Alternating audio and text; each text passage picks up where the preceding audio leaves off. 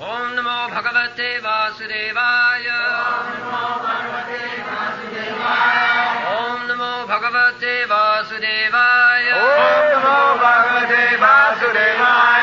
ओम नमो भगवते वासुदेवाय। ओम नमो भगवते वासुदेवाय। धर्माशनुष्पिष्टा पुंसाम् धर्माशनुष्पिता पुंसाम् निष्पक्षेण कृताशुयः विश्वसेन कृताशुयः नत्पदयद्यतिरतिम् नोत्पादयद्यतिरतिम् श्रम एव हि केवलम् श्रमैव हि केवलम्. Duties, dharma, executed by men, regardless of occupation, are only so much useless labor if they do not provoke attraction for the message of the Supreme Lord. धर्मस्थानुष्ठित पुंसा विश्वक्षेण कथासु च नोत्पादयेत् यदि रति श्रम एव हि केवलम्.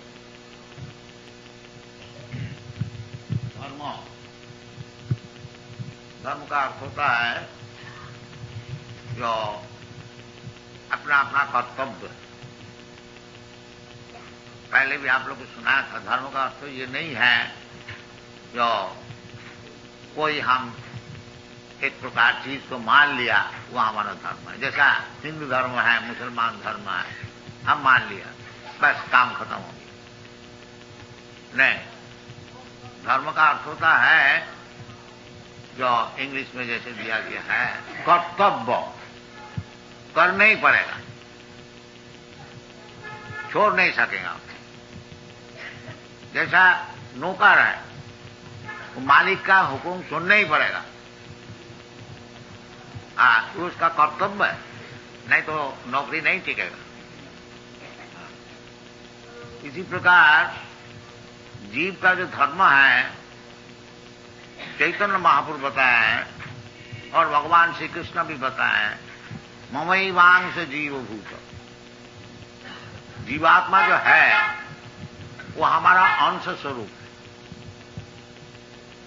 और अंश स्वरूप कैसा हुआ? अंश और अंशी. जैसा हमारा शरीर है, आपका शरीर है, और शरीर का अलग अलग विभाग है, लिंग्स, पार्ट्स ऑफ द बॉडी. जैसा हाथ है, पैर है, आंख है, कान है, अलग अलग विभाग. और वो विभाग का काम क्या है? आंख का कर्तव्य है देखना, कान का कर्तव्य है सुनना. आंख अगर नहीं देखता है तो उसका अंधा बोला जाता है. नॉट इन नॉर्मल कंडीशन, स्वाभाविक अवस्था नहीं है. आंख का काम ही है देखना. आंख अगर नहीं देख सकता है तो वो स्वाभाविक नहीं है, अस्वाभाविक बीमारी. तो देख करके शरीर को सेवा करना. आंख का काम है देख करके. हम चलने चाहता है शरीर, आंख देखता है जय इधर से चलिए, पैर चलता है. अलग अलग शरीर का जो भाग है अलग अलग कर्तव्य है. इसका नाम है धर्म. आंख का धर्म है देखना, पैर का धर्म है चलना. इसी प्रकार जीवात्मा, भगवान कहते हैं कि ममैवांश जीवभूत. ये जीवात्मा जितने हैं हम लोग, भगवान कहते हैं हमारा अंश है. तो जैसा शरीर का अंश हाथ पैर आंख अलग अलग सब सेवा कर रहे हैं, सेवा में नियुक्त है, इसी प्रकार जीवात्मा का कर्तव्य है भगवान की सेवा में नियुक्त रहना. ये कर्तव्य, ये अंश है ना. भगवान जैसे चाहते हैं एक एक देवता से एक एक काम लेता है, इसी प्रकार एक एक जीव से एक एक काम लेता है. तो उसका नाम है भक्ति. आनुकूल्येन कृष्णानुशीलनम भक्ति रुत्तमा. भक्ति का अर्थ होता है कि एक एक जीव का एक एक कर्तव्य है भगवान का तरफ. भगवान जो चाहते हैं तुम ये काम करो, वो सेवा है. जैसे अर्जुन को भगवान बताया तुम लड़ाई करो, तो लड़ाई करना है उनका कर्तव्य. उसका नाम है भक्ति। आनुकूल्येन कृष्णानुशीलनम, अनुकूल भाव से, प्रतिकूल भाव नहीं। जो कृष्ण बताए उसको करो। भगवान ये चाहते भी हैं, सर्वधर्मान परित्यज्य मामेकं शरणं, मैं जो बोलता हूं उसको सुनो, हमारा चरण में शरणागत हो। इसका नाम है धर्म। इसलिए भगवान कहते हैं सर्वधर्मान परित्यज्य। और सब धर्म का नाम जो सब चल रहा है वो सब जुआचुरी, असल धर्म ही है। आनुकूल्येन कृष्णानुशीलनम, ये असल धर्म। जैसा भगवान बताते हैं ऐसा करो। भगवान बताते हैं मन मना भव मत भक्तो मत जाजी मांग नमस्कुरु, वो तुम्हारा धर्म है, हमारा धर्म है। भगवान खुद बता रहे हैं कि सब समय हमारा चिंतन करो, मन मना भव मत भक्तो, हमारा भक्त बन जाओ, हमको नमस्कार करो, हमको पूजा करो, ये भगवान बताते। वो करना ही हमारा धर्म है। और जो काम हमारा है वो सब अधर्म है। इसलिए भागवत में कहते हैं धर्म प्रोज्झित कोई तब अत्र, जो चीटिंग छलबाजी धर्म है। इन्हें भगवत सेवा छोड़ करके जो कुछ धर्म का नाम में चल रहा है ये सब कोई तो चीटिंग है, असल धर्म ही है। तो हम लोग अपना अपना सब धर्म बना लिया है। तो इसलिए बता रहे हैं कि धर्मस्व अनुष्ठित पुंसा, अपना अपना से ड्यूटी हम लोग सोच लिया ये हमारा ड्यूटी।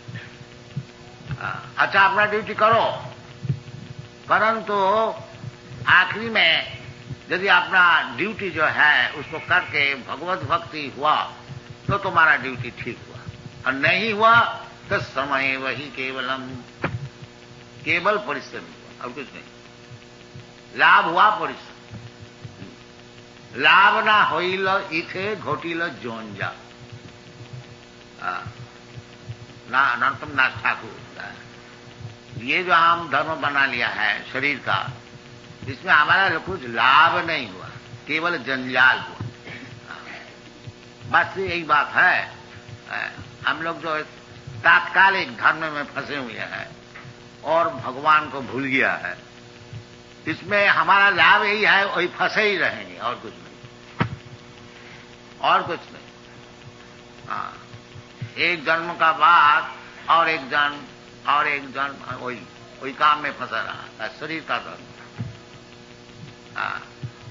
इसलिए कहते हैं जो अब पूछना चाहिए धर्म क्या चीज है। धर्म का अर्थ होता है क्लियर, स्पष्ट।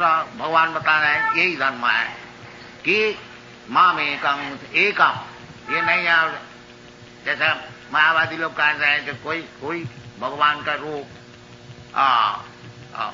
जाजन करो फल एक ही होगा। नहीं, भगवान ये बात नहीं बोलते। भगवान का रूप सभी है, आप भी भगवान का रूप है, हम भी भगवान का रूप है। परंतु भगवान का एक खास रूप है, वो रूप को भजन करना चाहिए। इसलिए भगवान कहते हैं माम, मुझे एकम, एक कृष्ण रूप। कृष्ण का अर्थ होता है विष्णु तत्व। रामादिमुत्ति कला नियमेन तिष्ठन् नाना अवतार मकरद भुवनेषु किंतु कृष्ण स्वयं समभवत् परम पुमान। जो कृष्ण जो है स्वयं परम पुरुष है।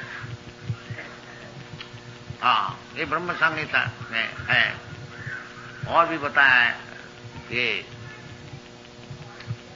गोविंदवादि पुरुषम तमम ईश्वर परम कृष्ण सच्चिदानंद विग्रह अनादिरादि गोविंद सर्व कारण कारण। सब कारण के कारण, मूल कारण है कृष्ण।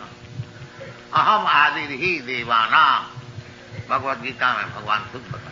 मत्त परतरम नान्य किंचिद अस्ति धनंजय, मुझसे बढ़कर के और कोई परतत्व है। तो भगवान खुद बता रहे हैं, हमको लेना चाहिए, उनको समझना चाहिए। और एक दफे हम भगवान कृष्ण को समझ लिया। भगवान कृष्ण को समझना कोई सरल बात नहीं है, बहुत मुश्किल है।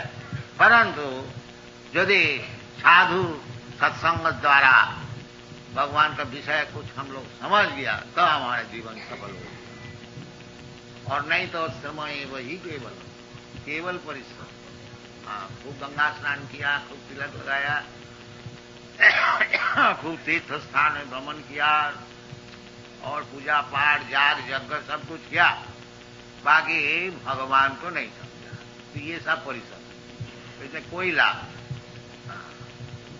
लाभ है यदि भगवान कृष्ण को कोई समझ सके, इसमें ही लाभ है। आराधित यदि हरि तपसा ततः किम, यदि भगवान कृष्ण को कोई समझ गया फिर उसका तपस्या का क्या जरूरत, जो काम बन गया। नाराधित यदि हरि तपसा ततः किम, और खूब तपस्या किया, खूब जाग यज्ञ किया, बाकी भगवान कृष्ण को नहीं समझा, तो तुम्हारा तपस्या का क्या फल है। अंतर वही यदि हरि तपसा ततः किम, यदि ये बात तुम सीख गया जो अंतर में बाहर में सब समय केवल कृष्ण को दर्शन होता है, तो फिर तो समझा लें। जन्म सार्थक करी, जन्म सार्थक को उनको मौका है। भारत भूमि में घर घर में गीता है, भागवत है, बाकी कोई पढ़ता नहीं, कोई जानता नहीं, कोई सुनता, इतना गधा हो गया। इसलिए चैतन्य महाप्रभु विशेष करके कहते हैं कि भारत भूमि ते मनुष्य जन्म है, जन्म सार्थक करी। जन्म सार्थक करी का अर्थ होता है जन्म को पूर्ण बनाओ, संपूर्ण बनाओ। तो संपूर्ण बनाने का तरीका क्या है कि वेदादि शास्त्र पढ़ो, अच्छी तरह से समझो, तभी तो जीवन सफल होगा। जासूसी लिटरेचर पढ़ के क्या लाभ होगा। नहीं, उसी में आ सकती है, उसी में आ सकती है। तद बायस तीर्थम, भागवत में बताया, न तद बचस चित्त पदम हरेर जस प्रगनीत कर ही चीत तद बायसम तीर्थम। जिस शास्त्र में भगवान की गुणगान लिखा नहीं है, वो जो शास्त्र है, साहित्य है, वो बायस तीर्थम, कौए का आनंद का स्थान है। कौए जितना झूठा चीज खराब चीज फेंक देता है रास्ता में, उसी में कौआ लोग आके आनंद लेते। तदबायसम तीर्थ। और जिस शास्त्र में भगवान का गुणगान लिखा है वो हंस का लिया है, परमहंस, हंस, राजहंस, वो स्वच्छ जल में रहता है, जहां पद्म फूल और बड़ा वातावरण बड़ा सुंदर, वहां जाके वो हंस लोग रहता है। और कौए होता है जहां सब खराब चीज फेंक दिया जाता है, उधर कौए। ये पक्षी में ये विभेद है, कोई हंस है कोई कौए है। इसी प्रकार ये जो शास्त्रादि है, वेदादि शास्त्र में जो ध्यान नहीं देते हैं और इधर उधर का न्यूज़पेपर जासूसी सब खबर पढ़ते हैं, वो सब कौए हैं। राजहंस जो होगा ये सब शास्त्र का अनुशीलन कर, परमहंस, राजहंस, ये उचित है। इसलिए भारतवर्ष में बहुत जल्दी ये काम हो सकता है। भारतवर्ष में अभी तक पंडित है और भक्त भी है जो कि शास्त्र को समझता है, समझा सकता है। उसको पास जाए, शास्त्र का अभिलाष समझे और जीवन को सार्थक करे, करके खाली बैठ नहीं रहे।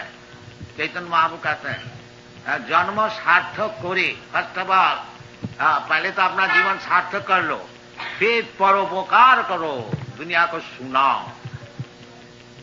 दुनिया में काम तो देख रहे हैं, सारा दुनिया में केवल आहार और निद्रा भय मैं तो नहीं जानते। तुमको सुनाना चाहिए, ये भारतवर्ष का काम है।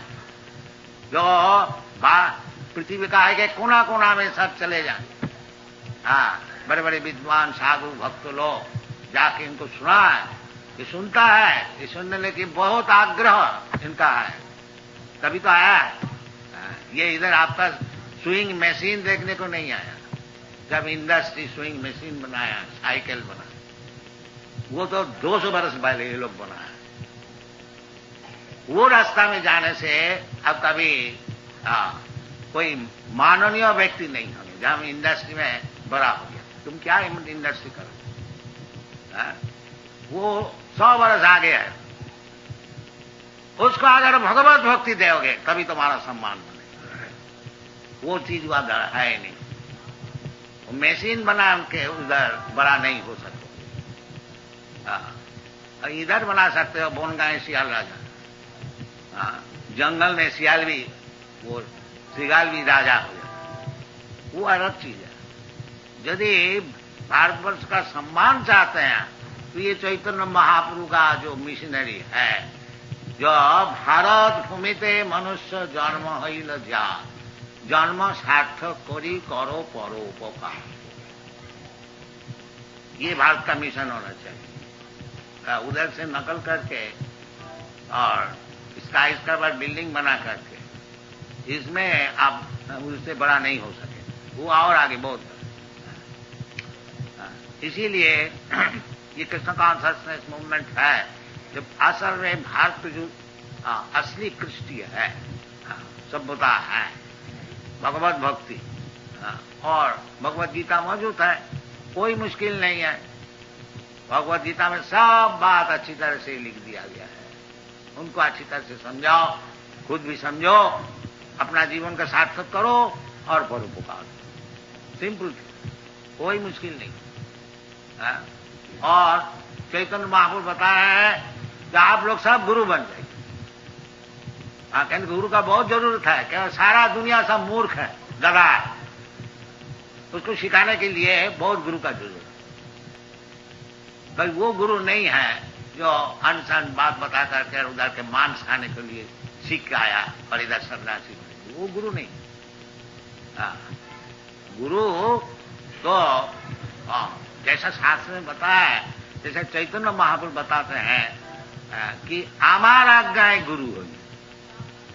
मैं जो बता रहा हूं उस आज्ञा को पालन करके गुरु हो।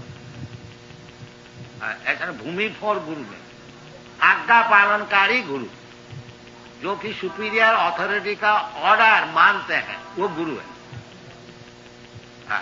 और अपना कुछ मैन्युफैक्चर करके गुरु नहीं हो सकता, वो गुरु नहीं। समित्पानी श्रोत्रियम ब्रह्मनिष्ठम, शाब्दे परेच निष्णातम ब्रह्मणि भूषमाश्रयम, ये गुरु का लक्षण है। तद्विद्धि प्रणिपातेन परिप्रश्नेन सेवया उपदक्षन्ति तद ज्ञानम ज्ञानिन तत्वदर्शी। जो तत्वदर्शी है वो गुरु है, जो तत्व को देखा है, भूमि फॉर्म। तो चैतन्य महाप्रभु कहते हैं, कृष्ण भगवान और कृष्ण भी बोलते हैं वही एक ही बात। जयदम परमम गुह्यम मद भक्तेषु विदास न च तस्मात् मनुष्येषु कश्चित् में प्रिय कृष्ण। तो पूर्व आचार्य का, ये भगवान का जो बातें हैं उसको यदि प्रचार करे तभी वो गुरु है, नहीं तो ऐसे गुरु नहीं हो सकता।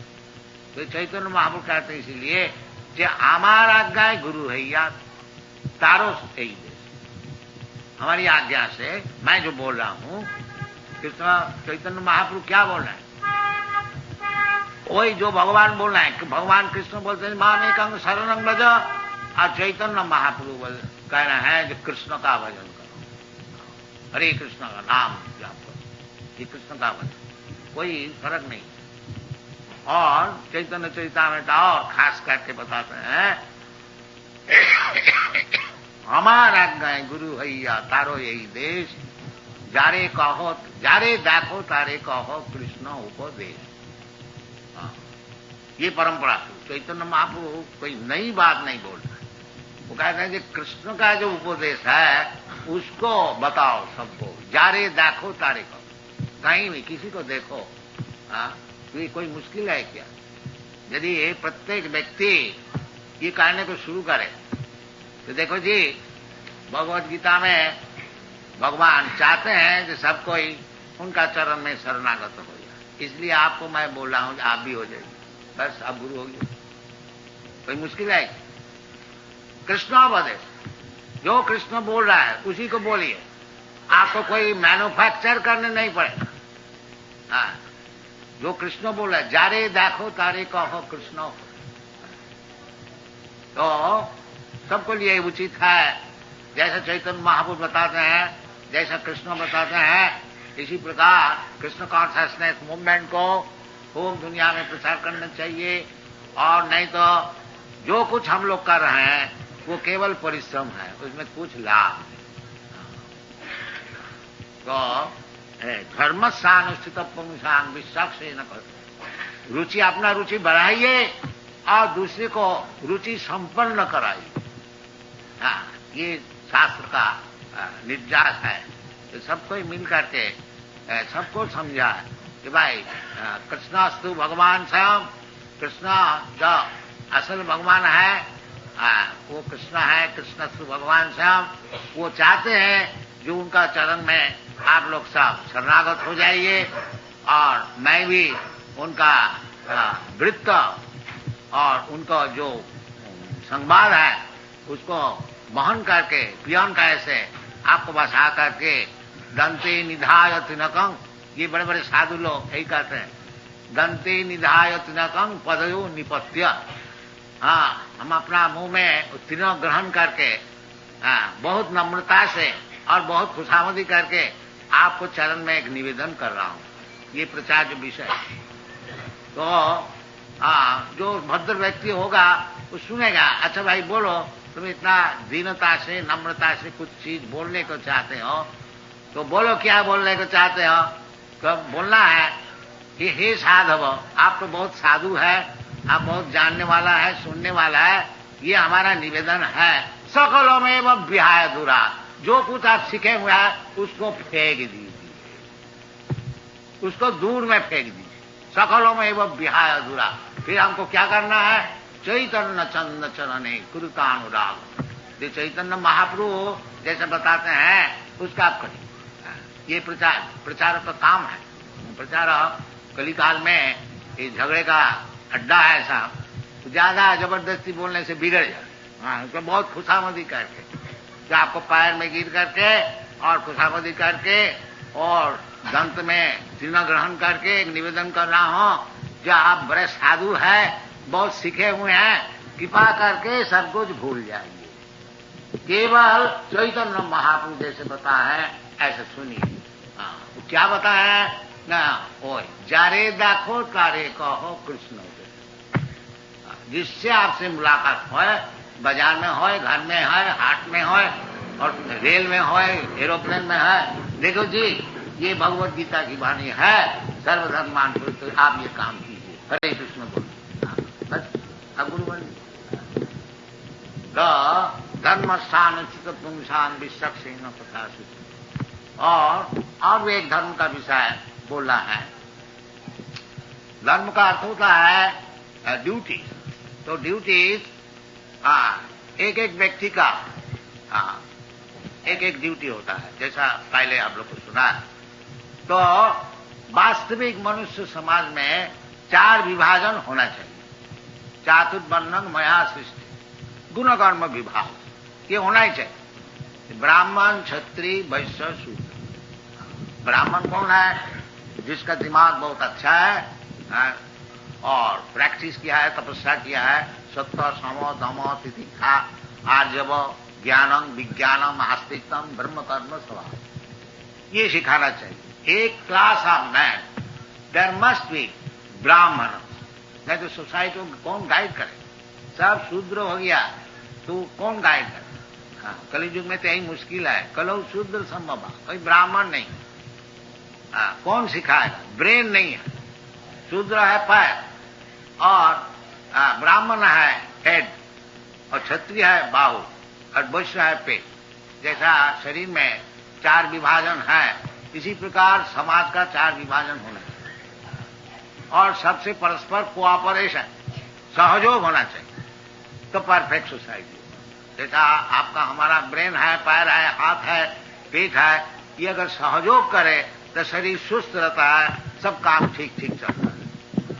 इसलिए भगवान कहते हैं कि चातुर्वर्णं मया सृष्टम, ये जो ब्राह्मण क्षत्रिय ये सब आजकल का विचार है, सब उड़ा दो, केवल शूद्र ही रहो, उसमें कुछ लाभ नहीं। ये शूद्र लोग जो गवर्नमेंट में चला गया है, तो ये क्या गवर्नमेंट चला गया, शूद्र क्या जाए, तो क्षत्रिय चाहिए।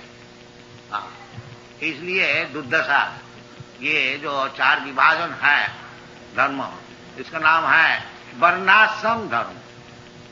हम लोग अभी नाम दिया है हिंदू, हिंदू नहीं, हिंदू को मुसलमान का दिया नाम है, असल में शास्त्रीय नाम है वर्णाश्रम धर्म, हिंदू धर्म नहीं, वर्णाश्रम, 4 वर्ण 4 आश्रम, ब्राह्मण क्षत्रिय वैश्य शूद्र और ब्रह्मचारी गृहस्थ वानप्रस्थ सन्यासी, ये 8 चीज अच्छी तरह से ऑर्गेनाइज भाव से चलना चाहिए। तो कलयुग में ये भी असंभव हो गया और ठीक ठीक ब्राह्मण क्षत्रिय वैश्य मिलता नहीं। इसलिए कलयुग में भगवान शास्त्र में एक ही निर्देश दिया है कि तुम चाहे ब्राह्मण हो, शूद्र हो और क्षत्रिय हो, जो कुछ हो, असल में तुम्हारा काम है भगवान को संतुष्ट करना, ये असल काम है। वर्णाश्रम विभाग, हाँ, ये नैमिषारण्य में बड़े बड़े ब्राह्मण पंडित और ऋषि लोग को विचार में ये स्थिर हुआ है। अतः पुंग भी द्विज श्रेष्ठ, ये शुद्ध गोस्वामी बताया। तो देखो जी, आप लोग तो सब द्विज श्रेष्ठ है, बड़े बड़े ब्राह्मण सब इधर उपस्थित है। तो शास्त्र का अनुसार ये निर्दिष्ट है, अतः पुंग भी द्विज श्रेष्ठ वर्णाश्रम विभाग। कोई वर्णाश्रम को बात किया, ये 4 वर्ण और 4 आश्रम। तो वर्णाश्रम विभाग सानुष्ठित धर्मस्य संसिद्धि हरितोषण, वही बात इधर भी है। जो चाहे ब्राह्मण है ये, चाहे ब्रह्मचारी है ये, चाहे शूद्र है ये, चाहे गृहस्थ है ये, जो कोई असल आपका काम है संसिद्धि। यदि आप सिद्धि प्राप्त करने को चाहते हैं, संसिद्धि हरितोषण, भगवान को संतोष करना। तो कलियुग में ये जो विभाजन है ब्राह्मण क्षत्रिय वैश्य शूद्र ब्रह्मचारी गृहस्थ वानप्रस्थ, स्थित की होना बहुत मुश्किल है। इसलिए एक काम सबके लिए उचित है कि हरितोषण, हम भगवान को संतुष्ट, तब आपको सिद्धि होगी, संसिद्धि हरितोषण। हाँ, तो भगवान कलियुग में बड़ा सरल भाव से संतुष्ट हो सके। क्यों? क्या, किस तरह से? हरेर नाम हरेर नाम हरेर नाम ही केवलम कलौ नास्तेव नास्तेव नास्तेव गतिरंत। इसलिए शास्त्र का निर्देश अनुसार हम लोग तो बहुत गिरे हुए हैं। इसलिए हरेर नाम, भगवान का नाम, ये नहीं है कोई नाम लिया, नहीं, हरेर नाम। इसलिए खास करके बताया हरेर नाम। तो भगवान का अनंत कोटि नाम है, राम नृसिंह बराह आदि अनेक हजार नाम है, कोई नाम भी ग्रहण कीजिए। अभी हम तेहरान से आ रहे हैं, उधर मुसलमान का देश है, तो कोई ऐसा समझा जो हम लोग आपका कृष्ण का नाम क्यों ले, नहीं, हम बोलता है जो कृष्ण का नाम नहीं, भगवान का नाम अनेक है, आप क्या भगवान का नाम समझते हैं? वो बोलता, हम लोग बोलता है अकबर, अल्लाह, तो अल्लाह का नाम लीजिए, बाकी भगवान का ही नाम लीजिए और कुछ नाम। नाम नामकारी बहुला निज सत्व शक्ति, तो भगवान का नाम शास्त्र में जैसा है उसको ग्रहण कीजिए, ग्रहण करके अपना जीवन को सफल कीजिए, कोई मुश्किल नहीं है। और यदि हम लोग भगवान का नाम नहीं लिया, भगवान को समझा नहीं, धर्म स्थान विश्वक्षे न कथा, भगवान को अपनाया नहीं, तो फिर जीवन केवल विफल हुआ, समय वही केवल। ये शास्त्र का निर्देश है। तो कलियुग में ये बड़ा सरल है कि हरे कृष्णा कृष्णा कृष्णा हरे हरे, हरे राम राम राम। ये कीर्तनीय सदा हरि, सततं कीर्तयन्तं मां यतन्तश्च धीरभृता, भगवद गीता में। तो सब समय हमारा नाम कीर्तन करते हैं, सततं, सततं माने 24। उठते बैठते सोते खाते पीते सब समय हरे कृष्ण, सततं कीर्तयन्तं मां यतन्तश्च धीरभृता, नमः संतश्च मांग नित्यं नित्य युक्ता उपासते। ये सब शास्त्र का निर्देश है। तो शास्त्र विधि ग्रहण करने से सिद्धि होती है, और नहीं तो सिद्धि नहीं। तो फिर समय है वही कबल। यदि शास्त्र विधि को हम लोग छोड़ देते हैं, न सिद्धि स्वभाव न थी, जो शास्त्र विधि मुत्सिद्ध वर्तते काम का न सिद्धि स्वभाव न थी, उसको कभी सिद्धि लाभ नहीं, न सुखंग न परांगति, और सुख तो होता ही नहीं है, परागति का बात ही छोड़ दिया। तो शास्त्र में बताया है, निर्देश दिया है, चैतन्य महाप्रभु ने प्रचार किया है, ये हरे नाम केवलम, बड़ा सरल उपाय है। ये आप लोग से निवेदन है कि इसको ग्रहण कीजिए और इसको जपा कीजिए, जीवन आपको सफल हो। Thank you very much.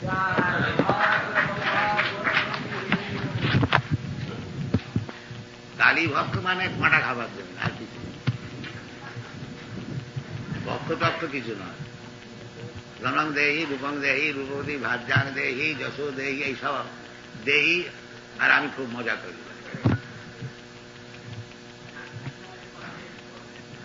Kali পুজো তাদের জন্যই করা হয়েছে যারা পাঁটা খাবে। এমনি বৃথা মাংস, কসাইখানার মাংস খেয়ে খেয়ে একবারে নরকে যাবে, সেই জন্য কালী পুজোর ব্যবস্থা করা হয়েছে যে মাসে একবার হয় আমাবস্যাতে কালী পুজো করলে, আর যাই হোক মায়ের প্রসাদ খাও, তো মাসে একবারই পাঁটা খাবার সুবিধা। আর রোজ নয় যে ওই দোকানেতে একটা কালী রেখে দিয়েছে, এটা তো শাস্ত্রবিধি। শাস্ত্রবিধি হচ্ছে কালী পুজো করে খাও, এটা মানে রেস্ট্রিক্ট কর। এটা যে খুব একবার রাস্তা করে দিয়েছে আজকাল যেটা চলছে সব জায়গাতে, মুসলমানের যে কোরবানি সেটা ওই বকরিদের সময় মসজিদে করে। এটা জীব হিংসা একেবারে নিষেধ শাস্ত্র সব জায়গায়। খ্রিস্টানরাও 10 কমান্ডমেন্টস ভেতর আছে, দাউ শাল নট কিল। কি মানছে কি শুনছে, যা তা শাস্ত্র সেই জন্য বলছে যশাস্ত্র বিধি মুৎসৃজ্য বর্ততে কাম কাম ন সিদ্ধিং স্বভাবতে ন সুখং ন পরাম। যারা শাস্ত্রবিধি ছেড়ে দিয়ে যা তা করে তারা সুখ তো কোনোদিন পাবেই না, সিদ্ধিও পাবে না, আর মুক্তির তো কোনো কথা।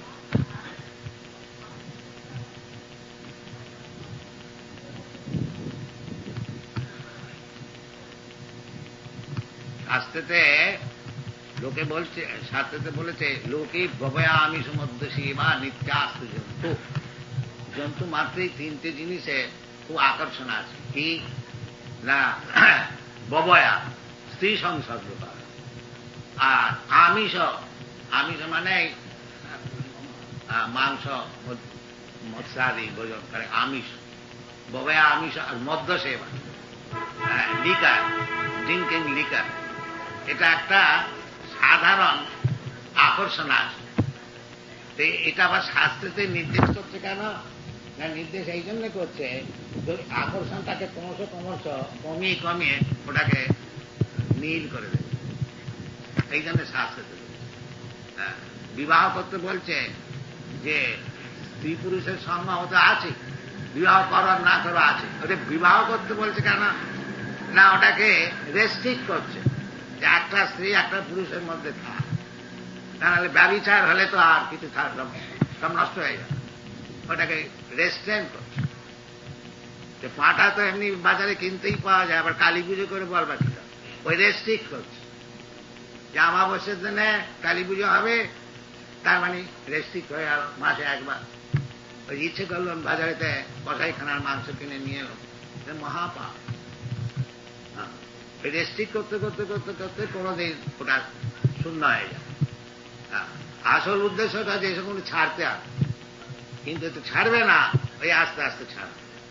এই জন্যে শাস্ত্রতে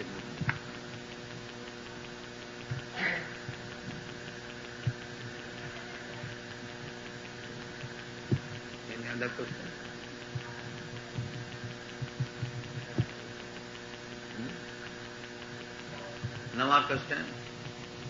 All right. Thank you.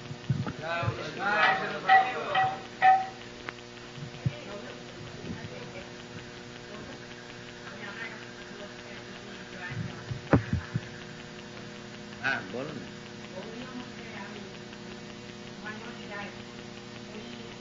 তো গৌরী মঠের কথা এখানে আমরা কি করবো?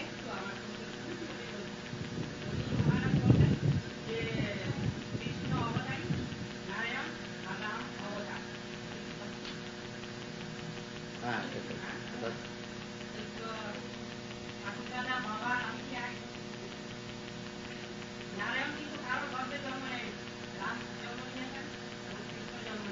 তো ওই আপনার ওই সব বুদ্ধি দিয়ে ভগবানের কথা বোঝা যায়। শোনো, এই ভগবান কৃষ্ণ এই জন্য জন্ম কর্মে দিব্যম। আপনি যে জন্ম টন্ম বুঝে রেখেছেন, বাবা মা জন্ম, ও জন্ম নয়। এই জন্য বলছে জন্ম কর্মঞ্চ দিব্যম যে জানা। শোনো শোনো, ভগবানের জন্মটা ওইরকম না। আপনি যেরকম বলছে বাবার থেকে জন্ম হলো, মায়ের থেকে জন্ম হলো, তা নয়। এই জন্য বলছে জন্ম কর্মঞ্চমে দিব্যম। দিব্যম বলবার কারণ উদ্দেশ্য ওটা লৌকিক নয়। আপনি তো লৌকিক কথা বলছেন। হ্যাঁ, ওই তো বাবা মার জন্ম, পিসিমার জন্ম, মায়ের জন্ম, এইসব হচ্ছে লৌকিক। হ্যাঁ, তো সেইটা সেই জন্য বলছে যে ওটাকে জানতে হয় ভালো করে। জন্ম কর্ম দিব্যম যু জানাতি তত্ত্ব। আমি যে বুদ্ধি নিয়ে বুঝে রেখেছি জন্মকর্ম, ওই সব বুদ্ধিতে চলবে। দিব্যম এবং তত্ত্ব তো জানতে। এবং ভগবান নিজে বলছে যে মনুষ্যানাম সহস্রেষু কশ্চিৎ যততি সিদ্ধায় যততাম বিসিদ্ধ্যানাম কশ্চিৎ বেত্তি মাম তত্ত্ব। তত্ত্ব তো বুঝতে হবে। আর সেই তত্ত্ব তো বোঝাটা সাধারণ না। বলছে লক্ষ লক্ষ লোকের মধ্যে কেউ সিদ্ধি লাভ করে, আর যততাম বিসিদ্ধ্যানাম, এই সিদ্ধি লাভ যারা করে তাদের মধ্যে কেউ জানে তত্ত্ব। আপনি বুঝে রেখেছেন যে মায়ের পেট থেকে যেমন ছিল কৃষ্ণ জন্মেছে, রাম ওইরাম নয়। সেটা বুঝতে হবে, এটা তাত্ত্বিক বুঝতে হবে। এবং সে তাত্ত্বিক বুঝবার রাস্তাটা ভগবান বলে দিয়েছে, ভক্তা মাম অভিজানাতি যাবান যাচ্ছামি তত্ত্ব। ওই তত্ত্ব ভগবানকে তত্ত্ব তো বুঝতে হবে। যা আমরা বুঝে রেখেছি ওইরকম বুঝে হবে। এবং তত্ত্ব বুঝবার জন্যে যে তত্ত্বদর্শী না, ভগবান বলেছেন তদ্বিদ্ধি প্রণিপাতে না পরিপ্রশ্নে ন সেবয়া উপদক্ষন্তি তদ জ্ঞানম জ্ঞানী ন তত্ত্বদর্শী। এই তত্ত্ব কথাটা আগে বুঝতে হবে। ওইরকম নিজের মন গড়া বুঝলে হবে। এবং সেটা জানতে হবে তদ্বিদ্ধি, সেটা জানো কি করে? প্রণিপাতে না, আগে নিজের যে বুদ্ধা বুদ্ধি আছে সেটাকে প্রণিপাত করতে হবে, প্রকৃষ্ট রূপে করে দিতে হবে। এটা হচ্ছে আসল কন্ডিশন। আমি খুব জেনে রেখেছি, বুঝে রেখেছি, বাস ঠিক হয়ে গেল না। তদ্বিদ্ধি প্রণিপাতে, হ্যাঁ, প্রকৃষ্ট রূপে নিপাত করে দাও। প্রণিপাতে পরিপ্রশ্নে, সেই ভয়া সেবা করতে হবে, পরিপ্রশ্ন করতে হবে, প্রণিপাত করতে হবে। এইরকম ভাবে করলে যে জ্ঞানী তত্ত্বদর্শী, যে তত্ত্ব জানে, সে বুঝিয়ে দেবে। নিজের মন গড়া বুঝলে হবে। যেমন শাস্ত্রের নির্দেশ আছে সেরকম।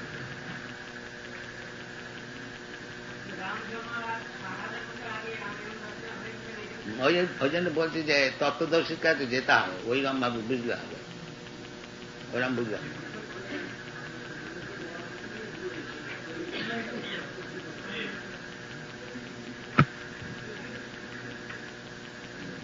এটা স্পেকুলেশনের জিনিস না।